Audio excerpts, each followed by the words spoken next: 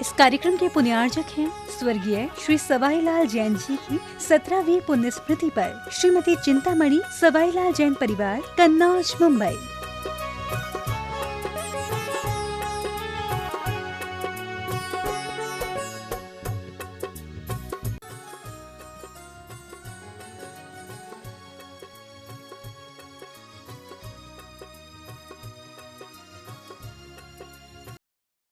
जय परम पूज्य 108 मुनिवर श्री अरह सागर जी मुनिराज की जय जय जय। प्रिय बंधुओं, 706 समेत शिखर जी स्थित गुणायतन में आयोजित प्रातःकालीन जाप्यानुष्ठान एवं प्रवचन कार्यक्रम में आप सबों का गुणायतन एवं श्री सेवायतन परिवार की ओर से हार्दिक हार्दिक अभिनंदन। मैं आपको लिए चलूं जाप्यानुष्ठान में प्रवचन की ओर। इसके पूर्व हम सभी लोग मिलकर पूज्य गुरुदेव के चरण कमलों में सर्वप्रथम त्रिवार नमोस्तु निवेदित करते हुए उनके मंगल में आशीर्वाद से अपने को अभिषेक कर कृतार्थ करेंगे। तो हाथ जोड़िए, मस्तक झुकाइए और बोलिए मेरे साथ, नमोस्तु गुरुदेव, नमोस्तु गुरुदेव, नमोस्तु गुरुदेव। हे गुरुदेव, जाप्यानुष्ठान कराकर हम सबको उपकृत करें। नमोस्तु गुरुदेव। सभी लोग अपने दोनों हाथ जोड़ लें। अच्छा, पहले जाप। सारे जगत में महामारी के इस दौर में शांति और सद्भाव हो। जो लोग भी इस महामारी के शिकार हुए हैं उन सबके अंदर शांति आए। इस सद्भाव के साथ सारे जगत में शीघ्र शांति की स्थापना हो। इस पुनीत भावना से हम सभी शांति मंत्र की जाप करेंगे। ओम सम्यक दर्शनाय नमः। ओम सम्यक दर्शनाय नमः। ओम सम्यक ज्ञानाय नमः। ओम सम्यक ज्ञानाय नमः। ओम सम्यक चारित्राय नमः। ओम सम्यक चारित्राय नमः। ओम ह्रीं जगत शांतिकराय श्री शांतिनाथाय नमः। सर्वपद्म शांतिं कुरु कुरु स्वाहा। ओम ह्रीं जगत शांतिकराय श्री शांतिनाथाय नमः। सर्वोपद्रव शांतिं कुरु कुरु स्वाहा। ओम ह्रीं जगत शांतिकराय श्री शांतिनाथाय नमः। सर्वोपद्रव शांतिं कुरु कुरु स्वाहा। ओम ह्रीं जगत शांतिकराय श्री शांतिनाथाय नमः। सर्वोपद्रव शांतिं कुरु कुरु स्वाहा। ओम ह्रीं जगत शांतिकराय श्री शांतिनाथाय नमः। सर्वोपद्रव शांतिं कुरु कुरु स्वाहा। ओम ह्रीं जगत शांतिकराय श्री शांतिनाथाय नमः। सर्वोपद्रव शांतिं कुरु कुरु स्वाहा। ओम ह्रीं जगत शांतिकराय श्री शांतिनाथाय नमः। सर्वोपद्रव शांतिं कुरु कुरु स्वाहा। ओम ह्रीं जगत शांतिकराय श्री शांतिनाथाय नमः। सर्वोपद्रव शांतिं कुरु कुरु स्वाहा। ओम ह्रीं जगत शांतिकराय श्री शांतिनाथाय नमः। सर्वोपद्रव शांतिं कुरु कुरु स्वाहा। ओम ह्रीं जगत शांतिकराय श्री शांतिनाथाय नमः। सर्वोपद्रव शांतिं कुरु कुरु स्वाहा। ओम ह्रीं जगत शांतिकराय श्री शांतिनाथाय नमः। सर्वोपद्रव शांतिं कुरु कुरु स्वाहा। ओम ह्रीं जगत शांतिकराय श्री शांतिनाथाय नमः। सर्वोपद्रव शांतिं कुरु कुरु स्वाहा। ओम ह्रीं जगत शांतिकराय श्री शांतिनाथाय नमः। सर्वोपद्रव शांतिं कुरु कुरु स्वाहा। ओम ह्रीं जगत शांतिकराय श्री शांतिनाथाय नमः। सर्वोपद्रव शांतिं कुरु कुरु स्वाहा। ओम ह्रीं जगत शांतिकराय श्री शांतिनाथाय नमः। सर्वोपद्रव शांतिं कुरु कुरु स्वाहा। ओम ह्रीं जगत शांतिकराय श्री शांतिनाथाय नमः। सर्वोपद्रव शांतिं कुरु कुरु स्वाहा। ओम ह्रीं जगत शांतिकराय श्री शांतिनाथाय नमः। सर्वोपद्रव शांतिं कुरु कुरु स्वाहा। ओम ह्रीं जगत शांतिकराय श्री शांतिनाथाय नमः। सर्वोपद्रव शांतिं कुरु कुरु स्वाहा। ओम ह्रीं जगत शांतिकराय श्री शांतिनाथाय नमः। सर्वोपद्रव शांतिं कुरु कुरु स्वाहा। ओम ह्रीं जगशान्तिकराय श्री शान्तिनाथाय नमः। सर्वोपद्रव शान्तिं कुरु कुरु स्वाहा। ओम ह्रीं जगशान्तिकराय श्री शान्तिनाथाय नमः। सर्वोपद्रव शान्तिं कुरु कुरु स्वाहा। ओम ह्रीं जगशान्तिकराय श्री शान्तिनाथाय नमः। सर्वोपद्रव शान्तिं कुरु कुरु स्वाहा। ओम ह्रीं जगशान्तिकराय श्री शान्तिनाथाय नमः। सर्वोपद्रव शान्तिं कुरु कुरु स्वाहा। ओम ह्रीं जगशान्तिकराय श्री शान्तिनाथाय नमः। सर्वोपद्रव शान्तिं कुरु कुरु स्वाहा। ओम ह्रीं जगशान्तिकराय श्री शान्तिनाथाय नमः। सर्वोपद्रव शान्तिं कुरु कुरु स्वाहा। ओम ह्रीं जगशान्तिकराय श्री शान्तिनाथाय नमः। सर्वोपद्रव शान्तिं कुरु कुरु स्वाहा। ओम ह्रीं जगशान्तिकराय श्री शान्तिनाथाय नमः। सर्वोपद्रव शान्तिं कुरु कुरु स्वाहा। ओम ह्रीं जगशान्तिकराय श्री शान्तिनाथाय नमः। सर्वोपद्रव शान्तिं कुरु कुरु स्वाहा। ओम ह्रीं जगशान्तिकराय श्री शान्तिनाथाय नमः। सर्वोपद्रव शान्तिं कुरु कुरु स्वाहा। ओम ह्रीं जगशान्तिकराय श्री शान्तिनाथाय नमः। सर्वोपद्रव शान्तिं कुरु कुरु स्वाहा। ओम ह्रीं जगशान्तिकराय श्री शान्तिनाथाय नमः। सर्वोपद्रव शान्तिं कुरु कुरु स्वाहा। ओम ह्रीं जगशान्तिकराय श्री शान्तिनाथाय नमः। सर्वोपद्रव शान्तिं कुरु कुरु स्वाहा। ओम ह्रीं जगशान्तिकराय श्री शान्तिनाथाय नमः। सर्वोपद्रव शान्तिं कुरु कुरु स्वाहा। ओम ह्रीं जगशान्तिकराय श्री शान्तिनाथाय नमः। सर्वोपद्रव शान्तिं कुरु कुरु स्वाहा। ओम ह्रीं जगशान्तिकराय श्री शान्तिनाथाय नमः। सर्वोपद्रव शान्तिं कुरु कुरु स्वाहा। ओम ह्रीं जगशान्तिकराय श्री शान्तिनाथाय नमः। सर्वोपद्रव शान्तिं कुरु कुरु स्वाहा। ओम ह्रीं जगशान्तिकराय श्री शान्तिनाथाय नमः। सर्वोपद्रव शान्तिं कुरु कुरु स्वाहा। ओम ह्रीं जगशान्तिकराय श्री शान्तिनाथाय नमः। सर्वोपद्रव शान्तिं कुरु कुरु स्वाहा। ओम ह्रीं जगशान्तिकराय श्री शान्तिनाथाय नमः। सर्वोपद्रव शान्तिं कुरु कुरु स्वाहा। ओम ह्रीं जगशान्तिकराय श्री शान्तिनाथाय नमः। सर्वोपद्रव शान्तिं कुरु कुरु स्वाहा। ओम ह्रीं जगशान्तिकराय श्री शान्तिनाथाय नमः। सर्वोपद्रव शान्तिं कुरु कुरु स्वाहा। ओम ह्रीं जगशान्तिकराय श्री शान्तिनाथाय नमः। सर्वोपद्रव शान्तिं कुरु कुरु स्वाहा। ओम ह्रीं जगशान्तिकराय श्री शान्तिनाथाय नमः। सर्वोपद्रव शान्तिं कुरु कुरु स्वाहा। ओम ह्रीं जगशान्तिकराय श्री शान्तिनाथाय नमः। सर्वोपद्रव शान्तिं कुरु कुरु स्वाहा। ओम ह्रीं जगशान्तिकराय श्री शान्तिनाथाय नमः। सर्वोपद्रव शान्तिं कुरु कुरु स्वाहा। ओम ह्रीं जगशान्तिकराय श्री शान्तिनाथाय नमः। सर्वोपद्रव शान्तिं कुरु कुरु स्वाहा। ओम ह्रीं जगशान्तिकराय श्री शान्तिनाथाय नमः।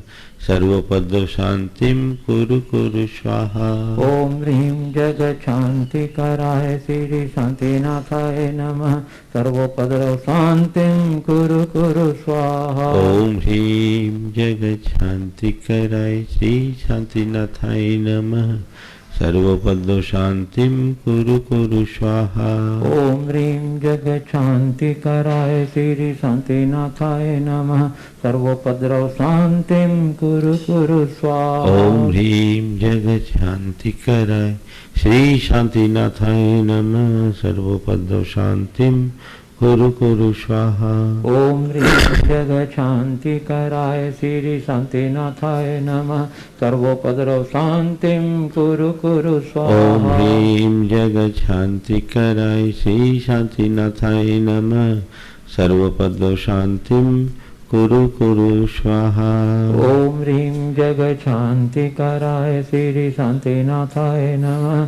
सर्वोपद्रव शांतिं कुरु कुरु स्वाहा। ओम सम्यक दर्शनाय नमः। ओम सम्यक दर्शनाय। ओम सम्यक ज्ञानाय नमः। ओम सम्यक ज्ञानाय नमः। ओम सम्यक चारित्राय नमः। ओम सम्यक चारित्राय नमः। जय बोलो श्री शांतिनाथ भगवान की जय जय जय। परम पूज्य आचार्य गुरुवर श्री विद्यासागर जी महाराज की जय जय जय। बोले परम पूज्य 108 मुनिवर श्री प्रमाण सागर जी महाराज की जय जय जय। परम पूज्य 108 मुनिवर श्री अरह सागर जी मुनिराज की जय जय जय। प्रिय बंधुओं, मैं आपको अवगत करा दूं कि शाश्वत श्री 6 समय शिखर जी स्थित गुणायतन के जिनालय में प्रतिदिन प्रातः काल समय में पूज्य गुरुदेव के मुखारबिंद से उच्चारित होने वाले शांति मंत्रों के साथ शांति धारा कार्यक्रम संपन्न होता है। इस शांति धारा कार्यक्रम में आप अपने स्वास्थ्य लाभ हेतु या किसी मांगलिक आयोजन या अन्य आयोजन हेतु अपने शांति धारा का पुण्यार्जत का सौभाग्य प्राप्त करने के लिए गुणायतन कार्यालय से संपर्क करके अपने स्वभाव को सुरक्षित कर सकते हैं। चलिए अब मैं गुरुदेव के चरण कमलों में सबने प्रार्थना करूं आज के मंगल में उपदेश के लिए। इसके पूर्व हम लोग सभी मिलकर गुरुदेव के चरण कमलों में त्रिवार नमोस्तुते करते हुए उनके मंगल में आशीर्वाद से अपने को अभिषेक करके साथ करेंगे। तो हाथ जोड़िए, मस्तक झुकाइए और बोलिए मेरे साथ, नमोस्तु गुरुदेव, नमोस्तु गुरुदेव, नमोस्तु गुरुदेव। हे गुरुदेव, अपनी मंगल में पीयूष देशना से हम लोग संबोधित के साथ करें, नमोस्तु गुरुदेव। सभी लोग अपने दोनों हाथ जोड़ ले और मेरे साथ महामंत्र के स्मरण के लिए अपना मनस तैयार करें।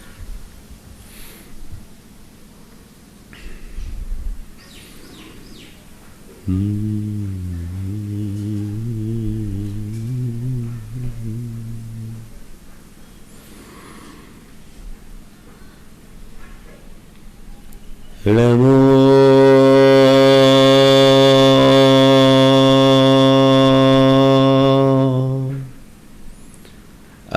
अरिहंता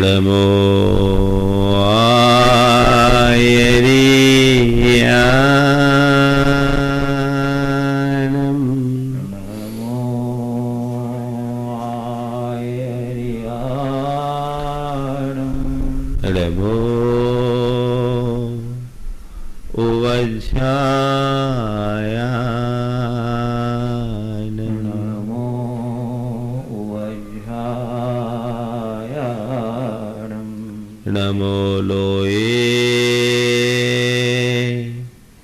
सर्वशाहुनं नमो लोये सर्वशाहुनं एषो पंचयणमयारो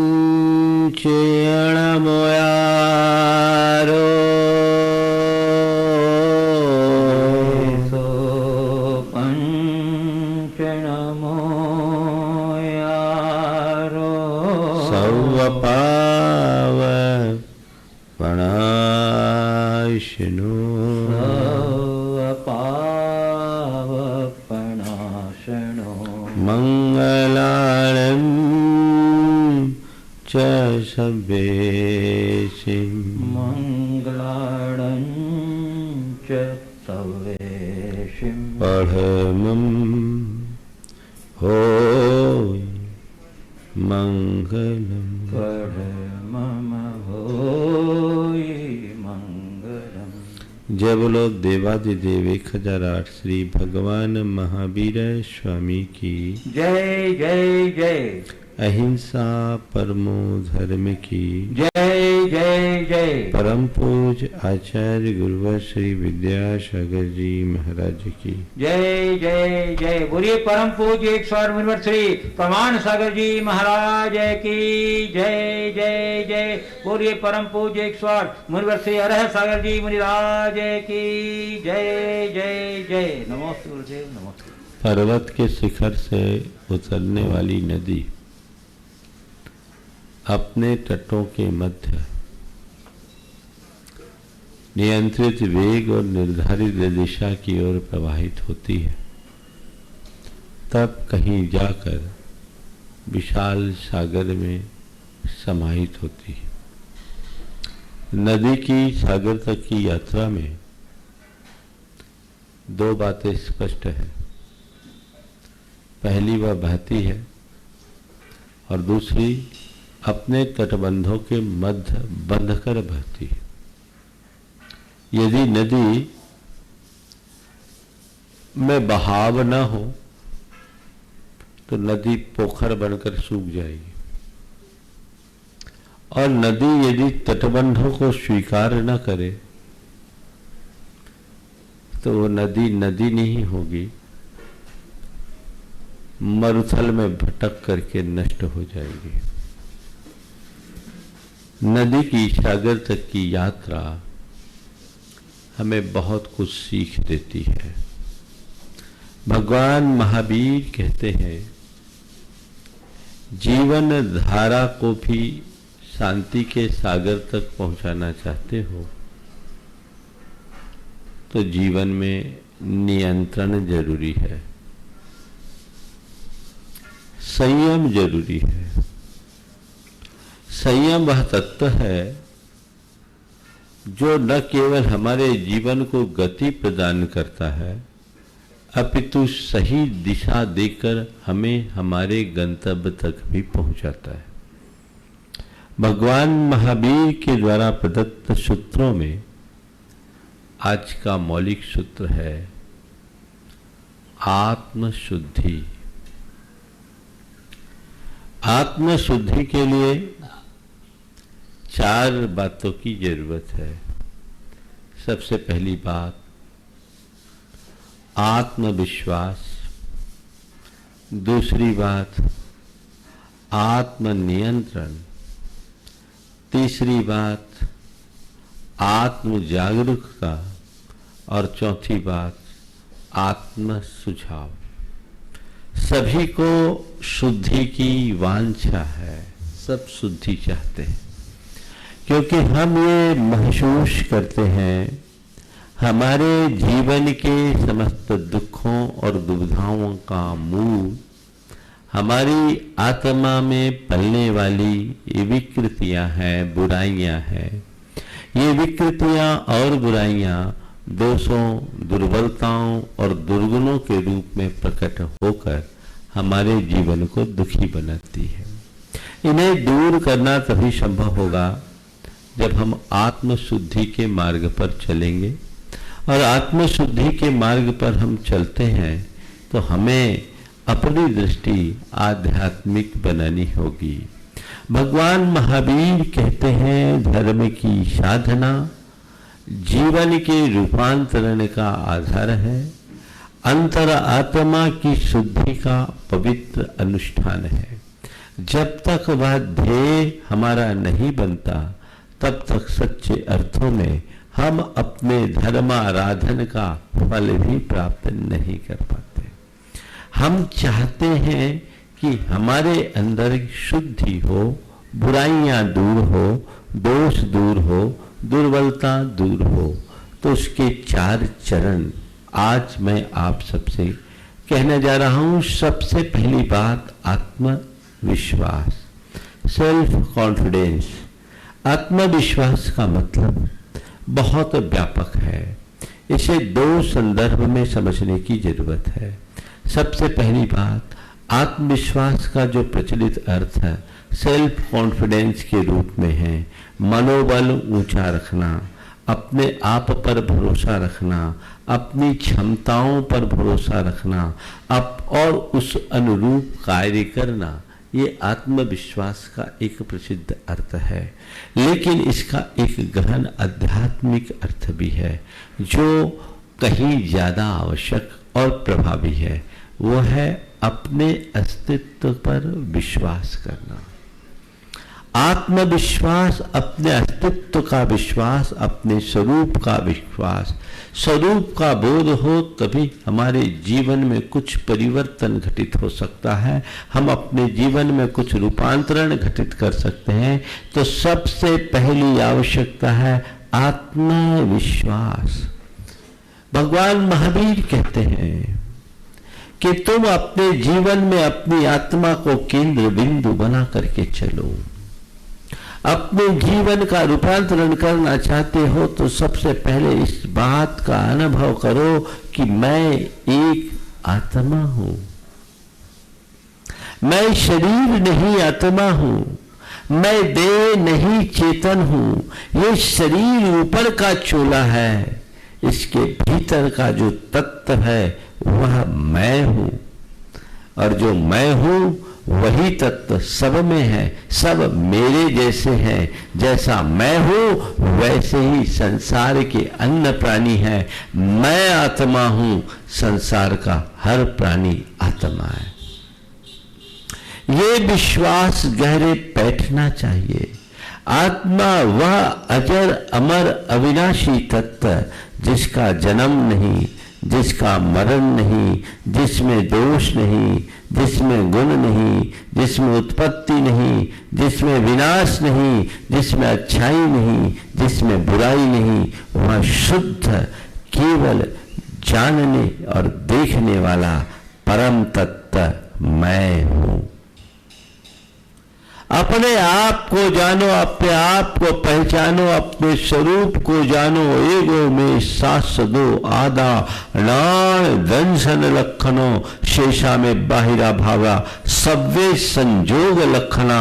मैं एकमात्र ज्ञान दर्शन लक्षण वाला शाश्वत आत्मा हूं। उस आत्मा के अतिरिक्त मेरे साथ जुड़े हुए जितने भी द्रव्य हैं वे सब संयोग हैं, संयोग के साथ मुझसे जुड़े हैं, पर वे मेरे स्वरूप नहीं हैं।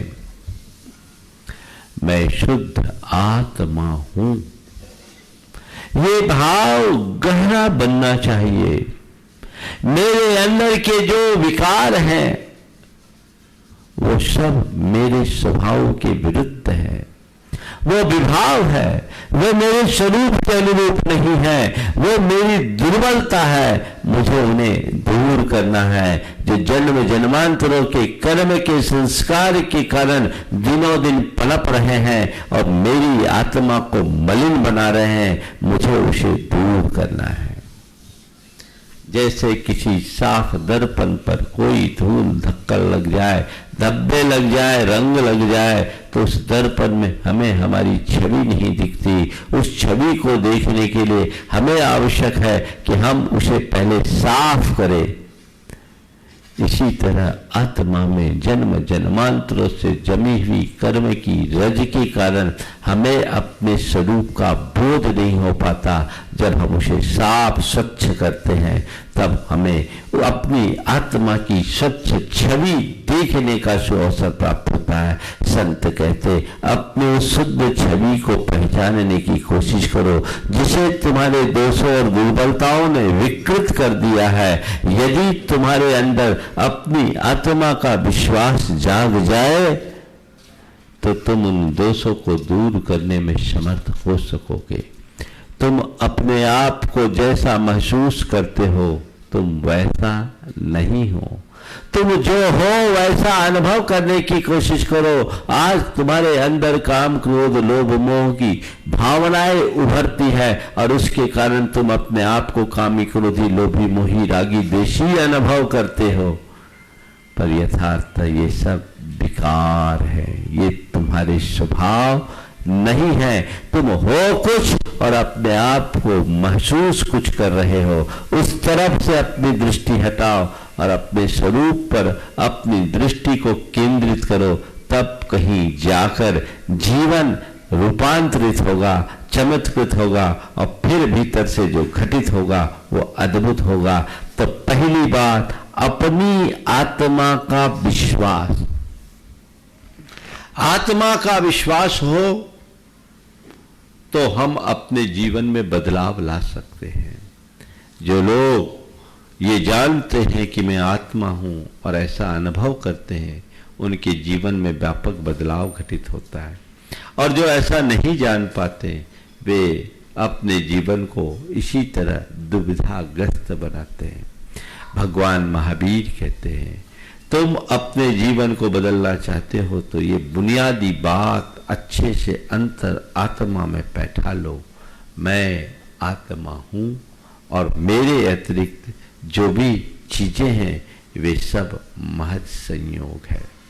ये एक आध्यात्मिक दृष्टि और व्यवहारिक दृष्टि में अपने अंदर ऐसा विश्वास कि मैं जो पाना चाहता हूं वो पा सकता हूं, जो होना चाहता हूं वो हो सकता हूं, जो करना चाहता हूं वो कर सकता हूं, मेरे द्वारा सब कुछ संभव है, असंभव कुछ नहीं। ये विश्वास मनुष्य के ऊपर जब उसके दोष और दुर्बलताएं हावी होने लगती है, तब वह उनके आगे अपना आत्मार्पण कर देता है, उनके आगे समर्पित हो जाता है और परिणाम स्वरूप वह अपने दोषों और दुर्बलताओं को स्वीकार लेता है।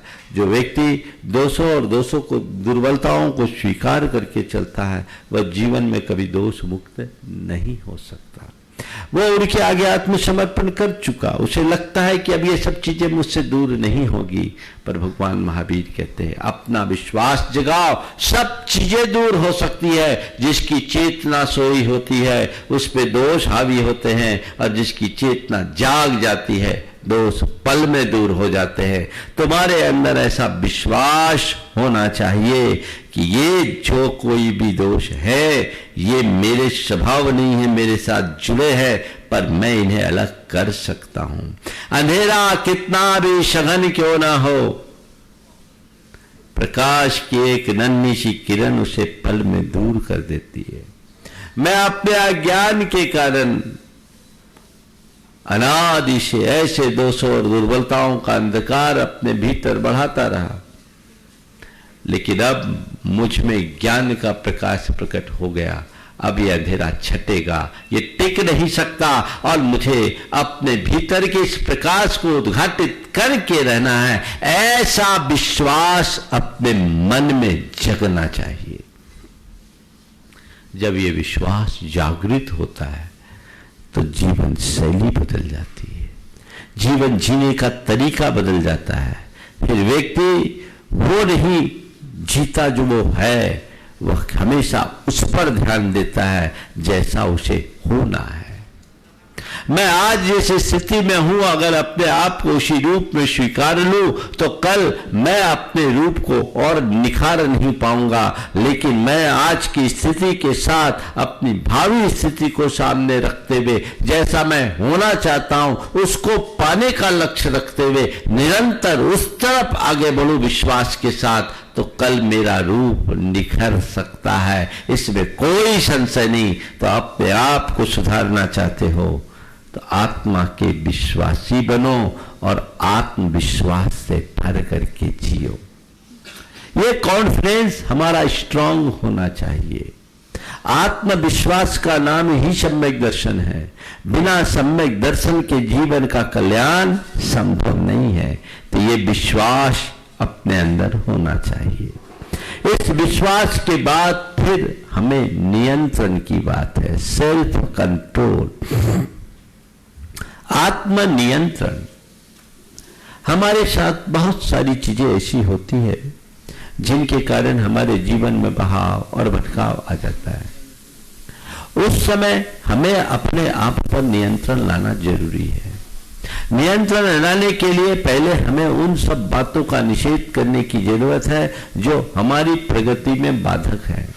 और जिनका निषेध किया उसको हमें रोकने की जरूरत है, बुद्धिपूर्वक रोकने की जरूरत है। जब तक हम निषेध नहीं करते नियंत्रण नहीं होता, और जब तक नियंत्रण नहीं तब तक हमारे अंदर की शुद्धि नहीं। आज हमारे अंदर अनेक प्रकार के आवेग संवेग उत्पन्न होते रहते हैं, लोग उनके बहाव में बहते हैं। जिनके अंदर आत्म नियंत्रण होता है वे अपने आप पर संयम रख सकते हैं और वे ही सिद्धि के मुकाम पर पहुंच पाते हैं। लेकिन जिनके अंदर नियंत्रण नहीं होता वे प्रायः भावनाओं के बहाव में इस कदर बहते हैं कि उनका संपूर्ण जीवन समाप्त हो जाता है।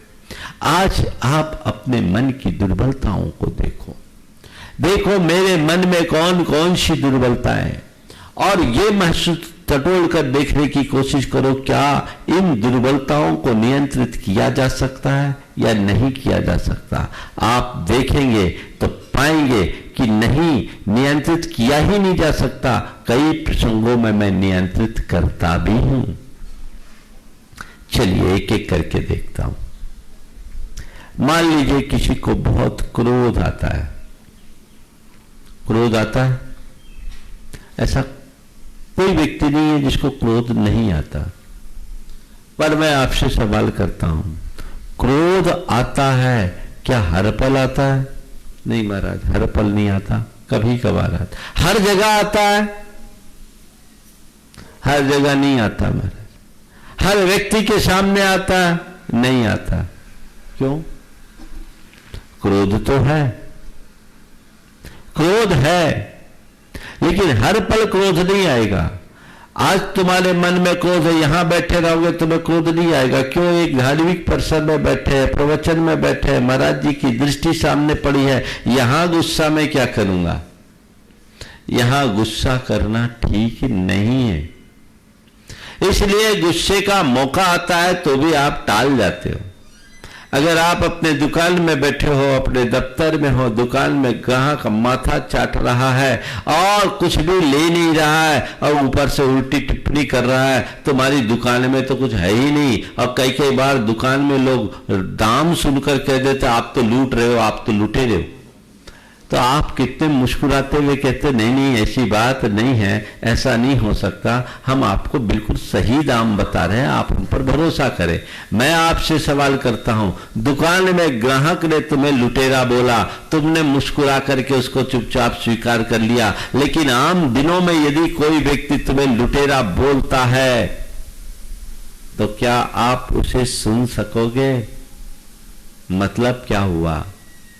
लुटेरा बोलने से गुस्सा नहीं आया, लेकिन जब आपने अपने आप को लुटेरा मान लिया और किसी ने लुटेरा बोला तो गुस्सा जरूर आता है।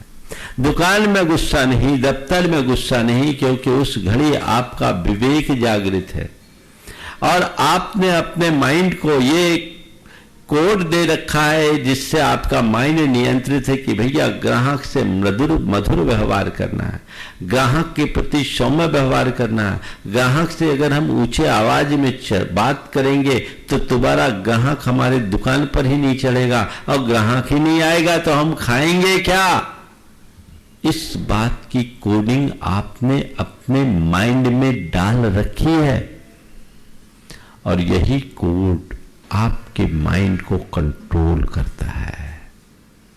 अपने आप सेल्फ कंट्रोल हो जाता है। जहां प्रसंग और परिस्थितियां अनुकूल नहीं होती वहां क्रोध की संभावना होने पर भी क्रोध नहीं होता, क्योंकि बोध जागृत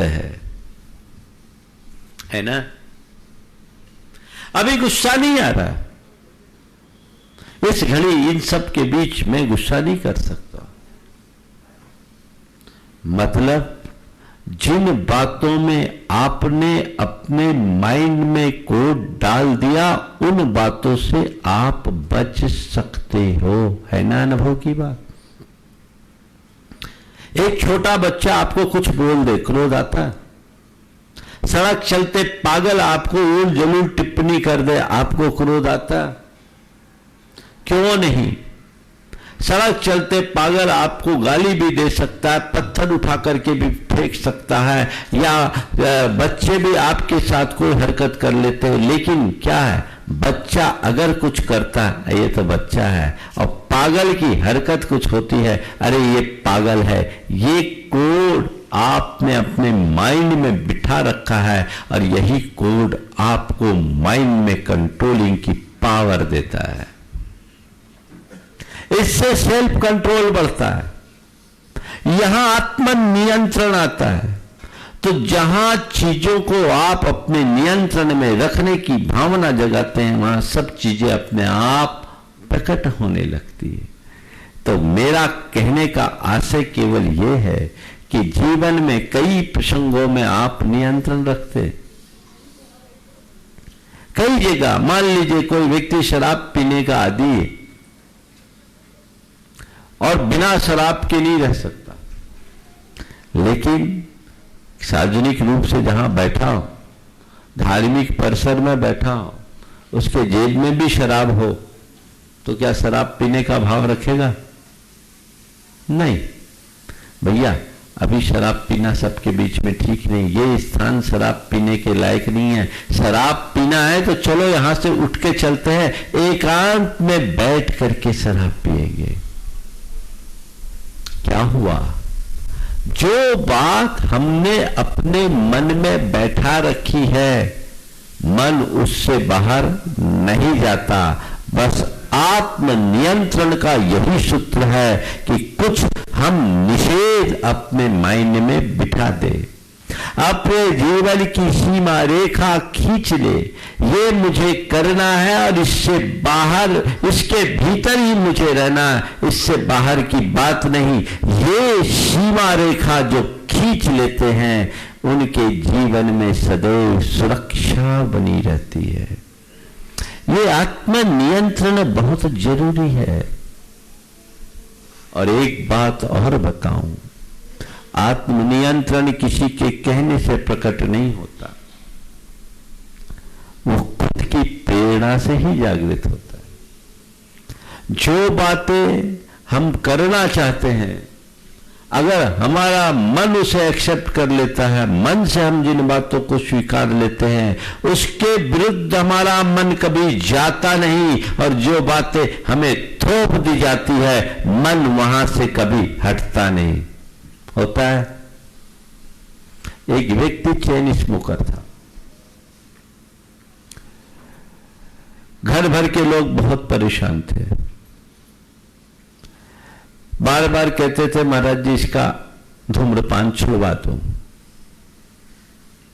एक दो बार मैंने भी इशारा किया, पर उसने हाथ जोड़ लिए, बोले महाराज मैं नहीं छोड़ पाऊंगा, मैं नहीं छोड़ पाऊंगा। मैं कभी किसी को जबरदस्ती कहता नहीं।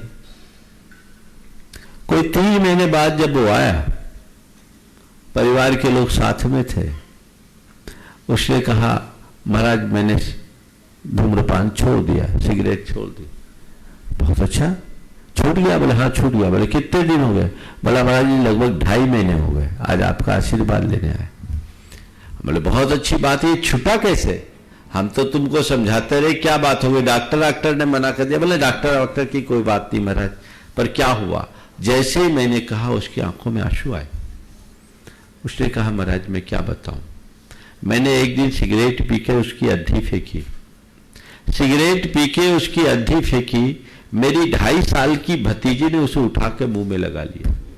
महाराज जी इस दृश्य को देखकर मेरे मन में घोर आत्मग्लानि हुई और मुझे लगा कि मैं कितना बड़ा अनर्थ कर रहा हूं। खुद को तो बर्बाद कर ही रहा हूं, अपनी भावी पीढ़ी को भी बर्बादी की कगार पर फेंक रहा हूं। तब मुझे लगा कि बिल्कुल सही है, मुझे ये सिगरेट नहीं पीना चाहिए। और महाराज मैंने तब से ठान लिया और तब का दिन है, आज का दिन है महाराज, उधर मन भी नहीं जाता। क्या हुआ? मन में बात बैठ जाने पर नियंत्रण अपने आप घटित होता है।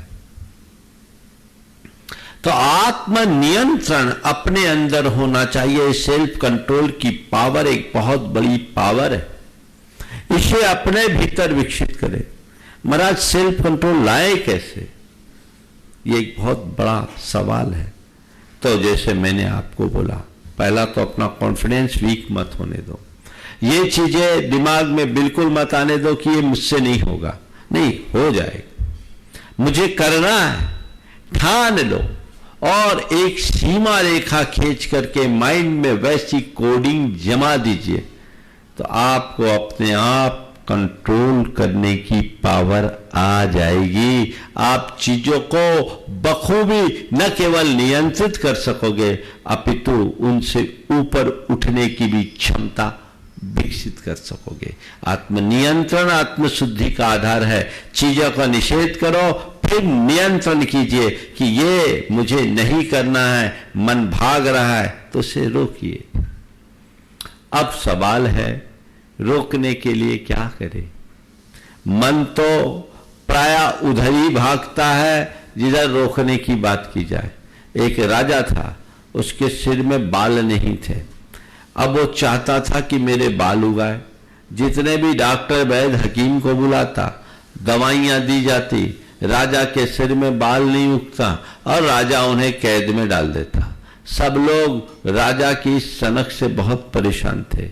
एक बार एक अनुभवी वैद्य पहुंचा और वैद्य ने जब राजा को देखा और उसके इलाज की बात की तो सब जगह सनसनी फैल गई कि अब ये भी गया, क्योंकि अब तक जितने वैद्यों ने राजा का इलाज किया था सबको जेल जाना पड़ा था। अब इसका भी काम गया। उसने कहा, महाराज मैंने एक अद्भुत रसायन तैयार किया है और इस रसायन से आपको 6 महीने में पूरे बाल उग जाएंगे सिर के, आपका पूरा सिर बालों से भर जाएगा।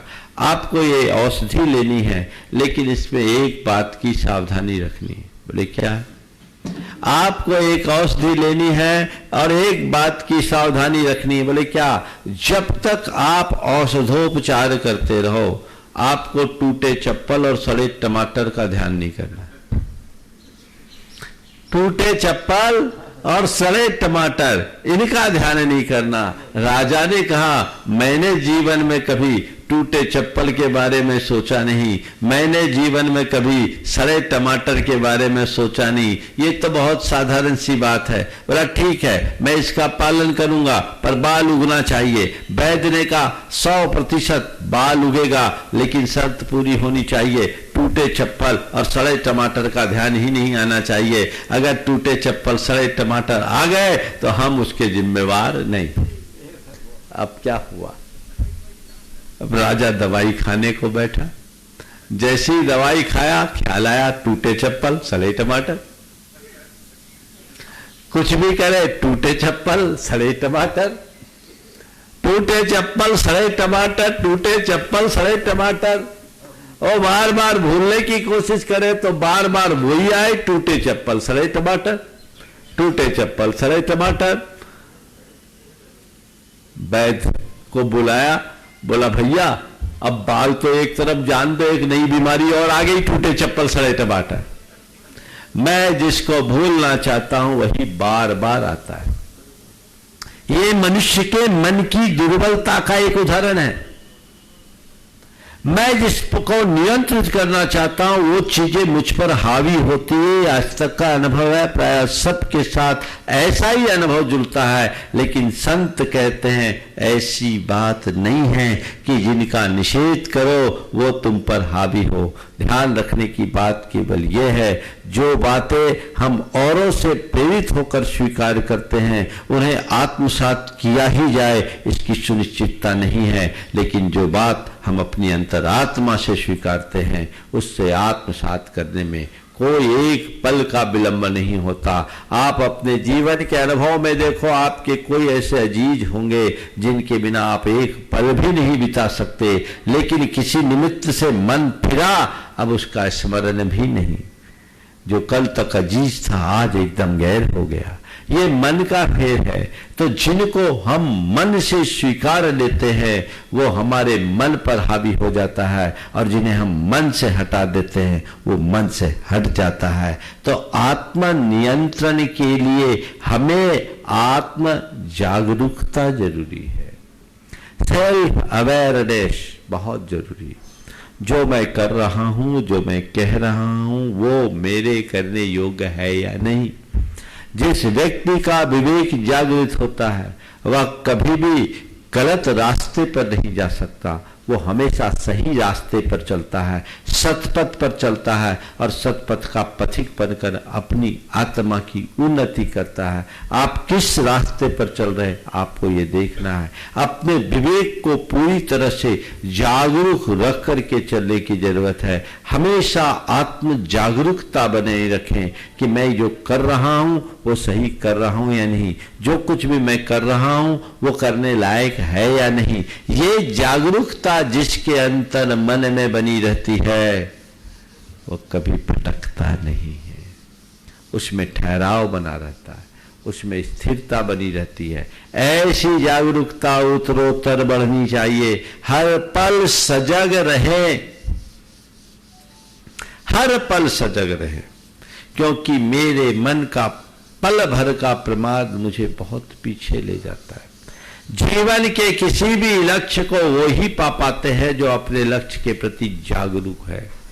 अगर आत्मा की शुद्धि का लक्ष्य लेकर के चल रहे हैं तो तुम्हारी आत्म जागरूकता होनी ही चाहिए, सेल्फ अवेयरनेस होना चाहिए। मुझे क्या करना है क्या नहीं करना इसका विवेक तुम्हारे भीतर होना चाहिए। आज मैं अपने साधना के मार्ग में हूं, वर्षों बीत गया, लेकिन मेरी साधना तभी फल रही है जबकि मैं अपने प्रति जागरूक हूं। मैंने अपनी सीमा रेखाएं तय कर रखी है, मुझे मेरे स्वरूप का बोध है। सबसे पहले ये स्वरूप बोध कि मैं मुनि हूं और मुझे अपने मुनिपने को बनाए रखना है। तो मेरी मुनिपन की जो मर्यादाएं वो मेरे सामने है और उन मर्यादाओं की रक्षा करना मैंने अपना ध्येय बना रखा। नतीजा कोई निमित्त आए भी तो मेरा मन उधर नहीं भागता। लेकिन यदि मैं अपने स्वरूप को भूल जाऊं, कुछ पल के लिए भूल जाऊं कि मैं मुनि हूं, कुछ पल के लिए मैं अपनी मर्यादाओं का उल्लंघन कर दूं, तो मुझे स्खलित होने में देर नहीं लगती।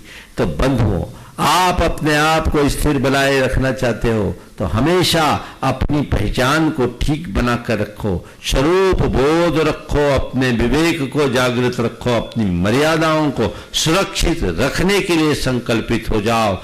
तो ये आत्म जागरूकता आपके अंदर आत्म नियंत्रण की क्षमता विकसित करेगी, इसमें कोई संशय नहीं। अपने आप आत्म नियंत्रण करने में आप सक्षम हो जाओगे, समर्थ हो जाओगे। धीरे धीरे धीरे आपको ऐसा लगेगा कि मैं अपने आप पर काफी कुछ नियंत्रण कर पाया हूं। इस आत्म जागरूकता को बढ़ाने के लिए सत्संग एक बहुत अच्छा माध्यम है। जो लोग अंतर मन से जुड़ करके सत्संग करते हैं उनके हृदय में एक अलग प्रकार की प्रेरणा जागती है और वह प्रेरणा उनकी आत्मा को जागरूक बना देती है, उनका विवेक भी जग जाता है। मेरे संपर्क में ऐसे अनेक लोग हैं जो अपने जीवन का अनुभव बताते हुए कहते हैं कि महाराज जी, आपके संपर्क में आने के पहले मेरी सोच और मेरी विचारधारा बिल्कुल भिन्न थी, लेकिन जब से आपके सत्संग में आया, आपके संपर्क में आया, आपके विचारों से उत्प्रेरित हुआ, हमारी सोच ही बदल गई। पहले जिनके बिना मैं रह नहीं सकता था, अब उधर चित्त ही नहीं जाता। अब हमें यह समझ में आने लगा कि क्या मेरे लिए करने योग्य है और क्या मेरे लिए अकरनीय है। हित का विवेक सत्संग से जागृत होता है और यही जागरूकता जीवन को पार लगाने में समर्थ बनती है। इसलिए सत्संग करो तो ये भी देखो कि सत्संग का रंग मेरे भीतर चल रहा है या नहीं। यदि वो रंग चल रहा है तो सत्संग की सार्थकता है, अन्यथा सब कुछ अर्थहीन है। वो अर्थवान बने ऐसा मनोभाव अपने अंदर जागृत होना चाहिए।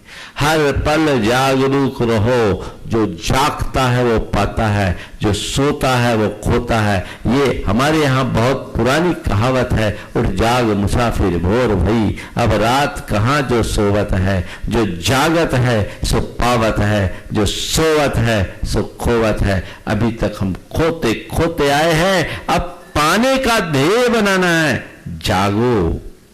जागरूक होने का मतलब है तत्पर बने रहो। हर पल ये देखो कहीं मैं अपने ट्रैक से बाहर तो नहीं आया।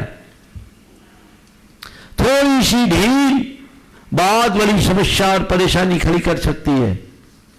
इसलिए सतत जागरूक होना चाहिए।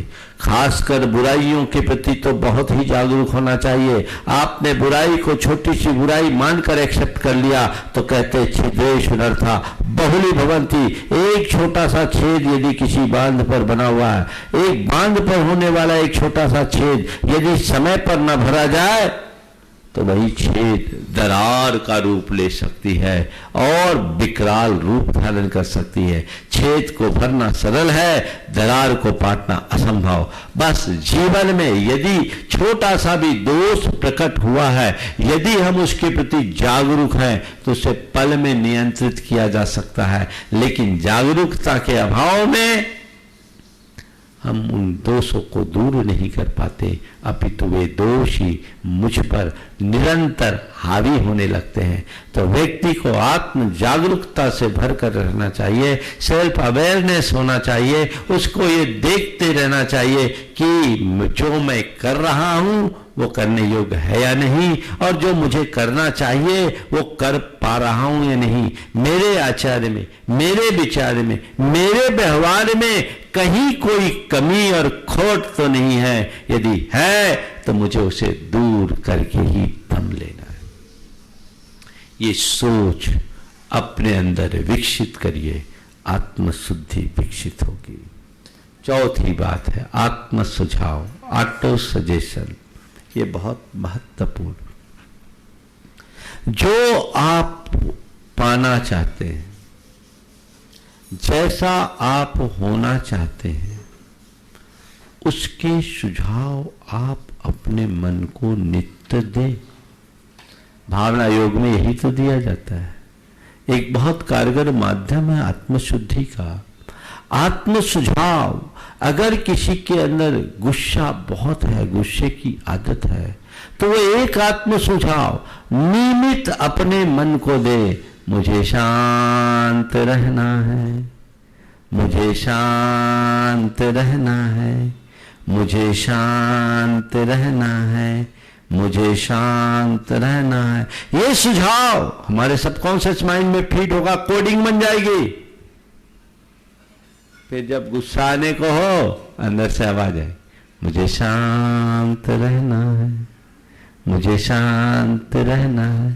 ये प्रयोग अनेक लोगों ने किया है और चमत्कारिक परिणाम घटा है। किसी व्यक्ति की प्रवृत्ति अनर्गल है, उसे चाहिए मुझे संयम रखना है, मुझे संयम रखना है, मुझे संयम रखना है, मुझे संयम रखना है। ये जब भी आपका चित्त इधर उधर भागने को होगा, अंदर से आवाज आएगी, मुझे संयम रखना है, मुझे संयम रखना है, मुझे संयम रखना है। ये प्रेरणा अपने आप प्रवृत्तियों में अंकुश लगाएगी और जीवन में आमूल चूल परिवर्तन खड़ा कर देगी। किसी को बहुत तीखा बोलने की आदत है, अपशब्द बोलने की आदत है, मुझे धीमा बोलना है, मुझे मीठा बोलना है। एक युवक बहुत तीखा बोलता था और प्राय उसकी किसी न किसी से स्टेशन फंसती थी। कर्मठ, बहुत लगन सी, लेकिन बोलने में बिल्कुल होश नहीं। कब क्या बोल दे कि एक किराए पर पानी फेर दे, क्योंकि एक छोटा सा दुर्वचन सारे उपकारों पर पानी फेर देता है। आप किसी के साथ कितना भी अच्छा करो, लेकिन एक कटु वचन बोल दो तो जैसे दूध में एक बूंद नींबू का रस डाल दो, दूध फट जाता है, वैसे ही एक शब्द सामने वाले का मन फाड़ देता है। वो इस बात से बहुत दुखी रहता था, चाहता नहीं था, पर आदत ऐसी बन गई तो कुछ भी बोले। मैंने उसे एक सूत्र दिया, बोले तुम इस वाक्य को बार बार दोहराओ, इसकी ही माला फेरो और इसे बार बार दोहराओ, देखो कितना अंतर होगा। मैंने बोला कम बोलो, धीमा बोलो, मीठा बोलो, कम बोलो, धीमे बोलो, मीठा बोलो, कम बोलो, धीमे बोलो, मीठा बोलो। मैंने बोला तुम इसको 108 बार दोहराओ, तुम इसे अपने रिंगटोन में डाल दो, तुम इसे लिख करके रख लो। उसने जैसा मैंने बोला वैसा अपनाना शुरू किया। अपने मोबाइल की रिंगटोन में मेरी आवाज ले ली, कम बोलो, धीमे बोलो, मीठा बोलो, कम बोलो, धीमे बोलो, मीठा बोलो। सुबह अपने घर की छत पर जाकर ये 108 बार दोहराता, कम बोलो, धीमा बोलो, मीठा बोलो। अपने टेबल पर लिख के रखा, अपनी गाड़ी में लिख के रखा, अपने घर के दरवाजे पर लिख के रखा, अपने कमरे के दरवाजे पर लिख के रखा।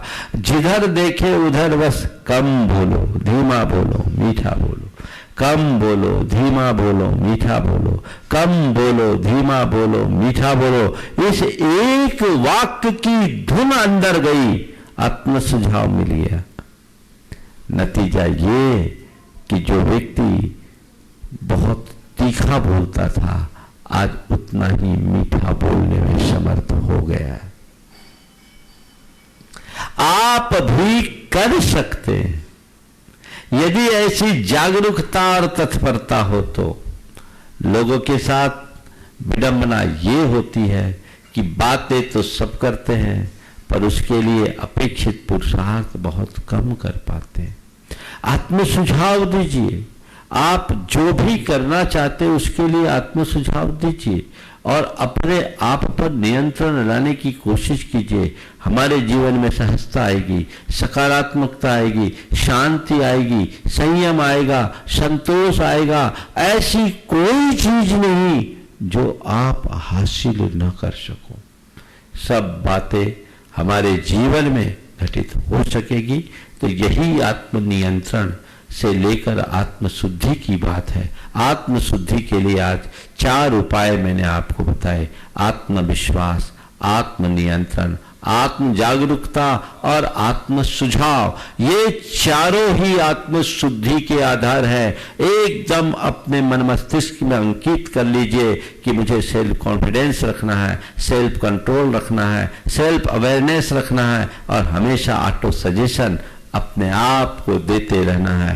ये बात अगर अंतरंग में अच्छे से जम गई तो फिर कुछ कहने की बात नहीं रहेगी। बंधुओं, अभी महामारी का दौर चल रहा है, हर कोई बहुत परेशान है, सब किसी का मन बड़ा डरा सहमा सा चल रहा है, डरा सहमा सा चल रहा है। ऐसी घड़ी में व्यक्ति को बहुत संयम की जरूरत है। मैं सबसे ये कहूंगा, घबराने की बिल्कुल जरूरत नहीं है, लेकिन सतर्कता में कोई ढील देने की जरूरत नहीं। ऐसे समय में आप आत्म संयम का परिचय दें, अनावश्यक रूप से घरों से बाहर न निकले, क्योंकि आपका थोड़ा सा बाहर निकलना अनेक लोगों के बीच संक्रमण फैलने का कारण बन सकता है। इसलिए इन सब बातों को ध्यान में रखते हुए सभी को सजगता और सावधानी के साथ रहने की जरूरत है। जिस तरह की खबरें आ रही है वो बहुत चिंताजनक है। अस्पतालों में जगह नहीं है और साधन का अभाव है, इसलिए व्यक्ति को ऐसी घड़ी में बहुत बहुत संयम रखने की जरूरत है। आप अपने आप पर नियंत्रण रखेंगे तभी आप अपने और अपने परिवार के साथ पूरे समाज और देश की खुशहाली को रख सकेंगे। इसके साथ ही मैंने पहले भी बोला, हमारे समाज के सभी लोगों को ऐसे समय में आगे आने की जरूरत है और अलग से लोगों के लिए कोविड सेंटर बनाने की आवश्यकता है, ताकि लोगों को स्थान मिल सके, सुरक्षित रह सके। छोटे छोटे घरों के होने के कारण एक व्यक्ति के कारण पूरा परिवार संक्रमित हो रहा है। इसकी बहुत जरूरत है। लोगों को आगे आकर के, सभी संस्थाओं को आगे आकर के इस तरह का काम करना चाहिए। केवल सरकार के भरोसे बैठकर काम नहीं करना।